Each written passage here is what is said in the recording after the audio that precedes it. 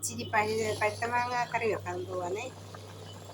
ഒരു 5-6 മാങ്ങ ഇട്ട് ഇച്ചിരി മുളക് പൊടി, മഞ്ഞൾപ്പൊടി, ഒരു 2 പച്ചമുളക്, ഒരു ഉള്ളി എല്ലാം കൂടി ഇട്ട് നന്നായിട്ട് വേവിച്ചെടുക്കണേ. കണ്ടോ?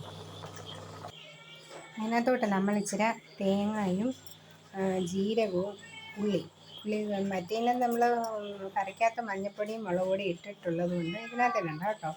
എന്നിട്ട് ഇത് അരച്ചെടുത്ത് അരപ്പ് നമ്മൾ നല്ല പേസ്റ്റ് പോലെ അരച്ചെടുത്തിട്ടുണ്ട്.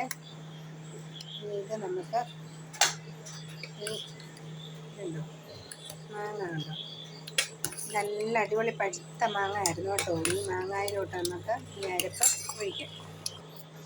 അങ്ങനെ കലക്കി ചേർത്തിട്ടുണ്ട് കേട്ടോ. കണ്ടോ, ഈ മാങ്ങ നല്ല പഴുത്ത മാങ്ങ തന്നെ, നല്ല മധുരമുണ്ട്. ഈ മാങ്ങാക്കറി മാത്രം മതി ചോറിന്. ഇനി കടുക് വറുത്ത് അങ്ങോട്ടിടണം. ചിലർ അതിനകത്ത് തൈരും അതും ഇതുമൊക്കെ ഒഴിക്കും കേട്ടോ. പക്ഷേ ഞാനൊന്നും ഒഴിക്കുന്നില്ല. ഇനി ഒന്ന് കടുക് കൂടെ വറുത്തുകൊണ്ട് വരാവേ. അങ്ങനെ കടുകും വറുത്തിട്ടു. ഇളക്കി കൊടുത്തേക്കാം കേട്ടോ. കണ്ടോ, നല്ല ഒന്നര ഒത്തിരി വെള്ളമൊന്നും കോരി ഒഴിക്കല്ലേ, നല്ല കുറുകി ഇരിക്കണം കേട്ടോ. ഇത് മാത്രം മതി ചോറുണ്ണാൻ കേട്ടോ.